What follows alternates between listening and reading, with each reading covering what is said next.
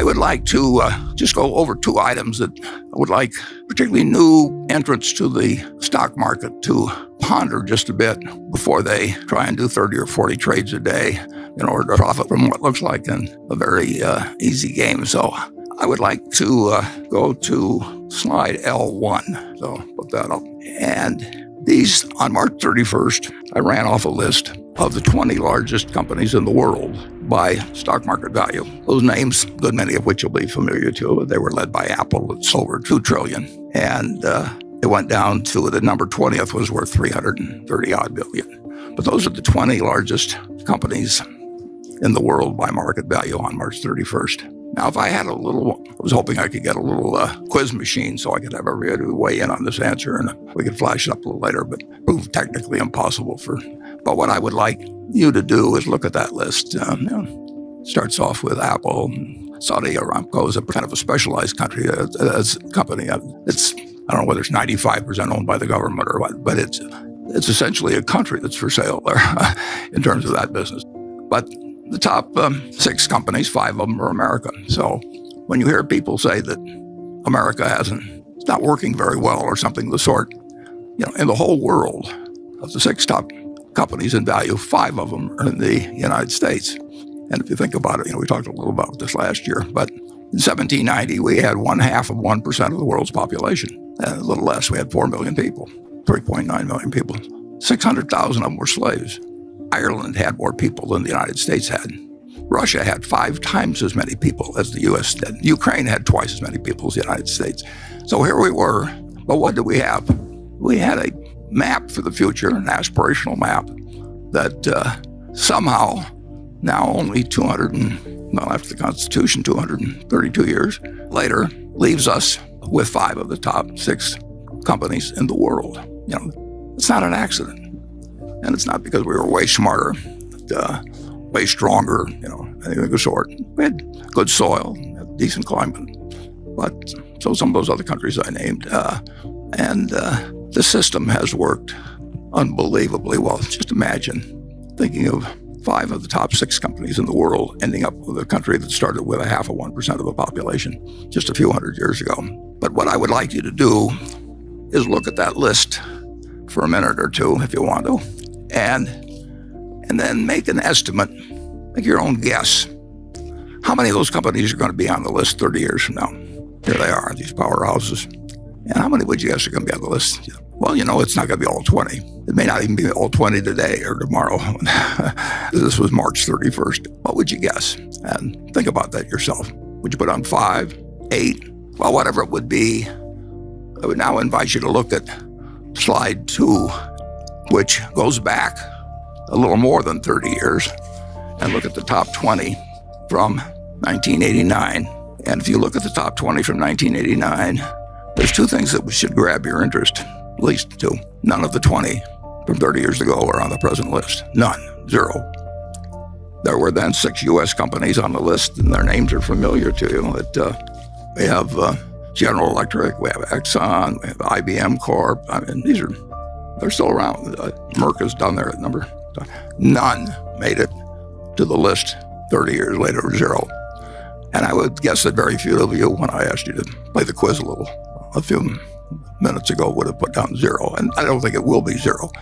But it is a reminder of what extraordinary things can happen. Things that seem obvious to you. Japan had this wonderful bull market for a very long time, so you had a number of Japanese companies on the list. Today there are none. And the United States had the 6, now we have 13, but they aren't the same 6. I would invite you to think about one other thing as you look at this list.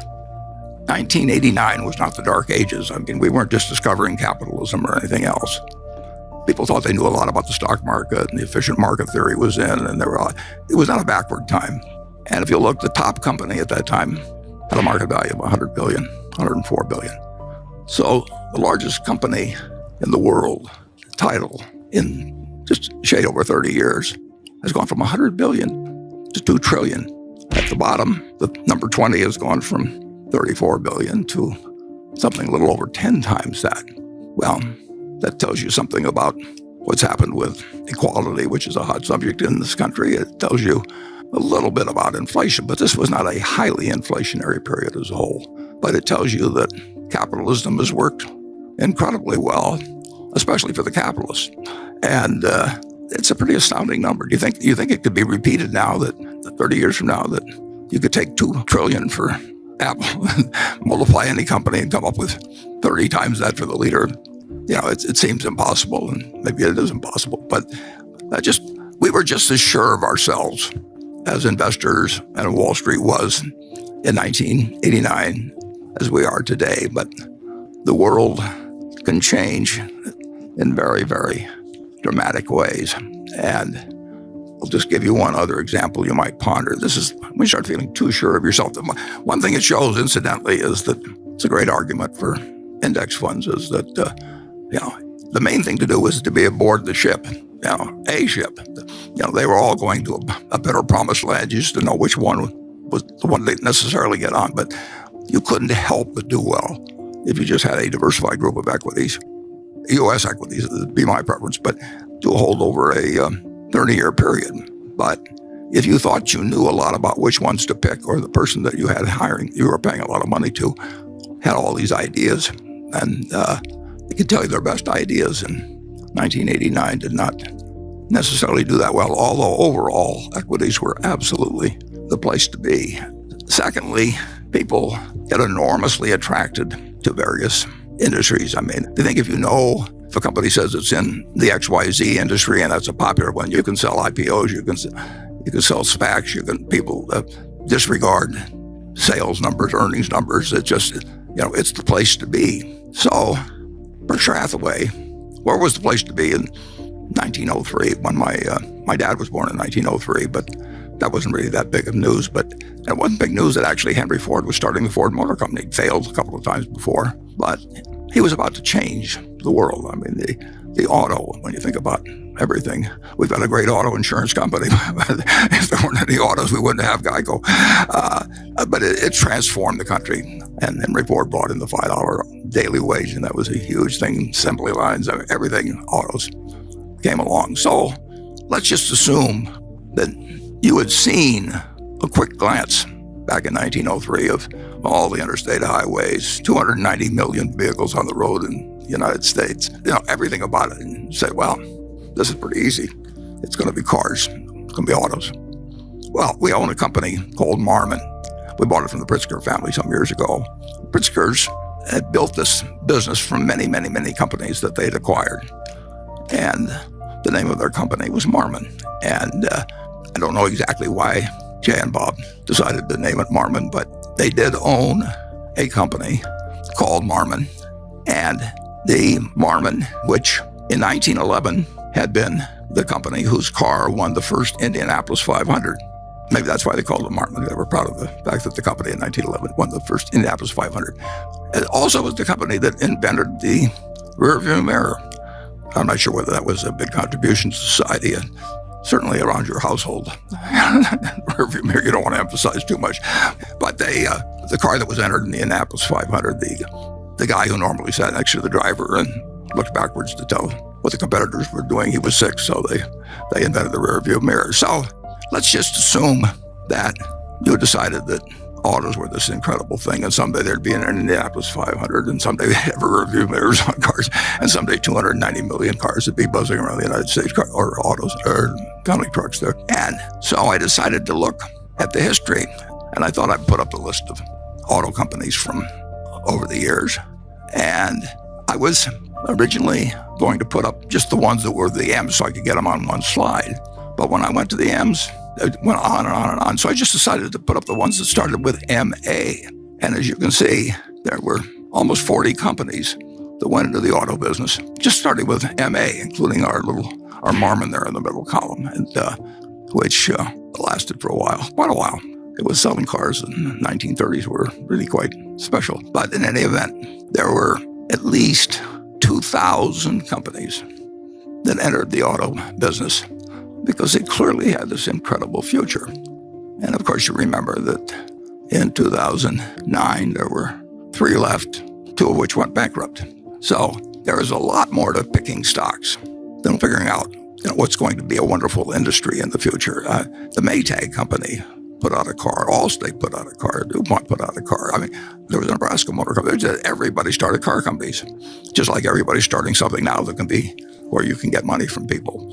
But there were very, very, very few people that picked the winner or got the opportunity. At Ford Motor, Henry Ford had a few partners, and he really didn't like them, so he figured a way to buy them out. That was sort of the beginning of the auto finance. That's a long story, but we won't get into that. But you couldn't buy into Ford Motor, and of course General Motors became the dominant company. Finally, when Henry Ford did not really make the shift from the Model T to the Model A, did not work very well. So I just want to tell you, it's not as easy as it sounds. We had an enormous economic recovery, but the minds of people had been so scarred, the memories.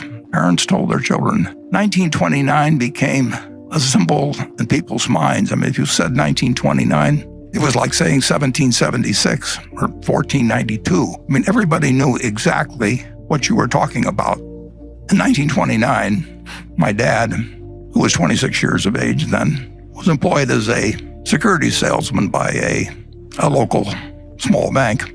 He sold stocks and bonds, but he mostly sold stocks. And when stocks fall 48%, and you were selling them to people a few months ago, you really don't feel like going out and facing those same people. So I think my dad probably elected to do, as they say now, shelter in place, which means stay at home. And there really wasn't that much in our house. We just had a small yard. It was wintertime anyway. My dad wouldn't have been puttering on the yard anyway. And it really wasn't, the television wasn't there. And he and my mother got along very well. So under those conditions, I was born about 9 months later. So I didn't notice at the time that the market was closed. But the stock market had actually recovered over 20% during that 9.5 month period or thereabouts. People did not think in the fall of 1930, they did not think they were in the Great Depression. They thought it was a recession very much like had occurred at least a dozen times, although not always when stock markets were important. But we'd had many recessions in the United States over the time, and this did not look like it was something dramatically out of the ordinary. Actually, for about 10 days after my birth, the stock market actually managed to go up all of 1 or 2% there in those 10 days. Well, from that point, the stock market went from level of 240 to 241, which was a noticeable decline because if somebody had given me $1,000 on the day I was born and I'd bought stocks with it and bought the Dow average, my $1,000 would have become $170 in less than 2 years. That is something that none of us here ever experienced. That we may have had it with one stock occasionally, but in terms of having a broad range of America marked down 83% in 2 years and marked down 89% of the peak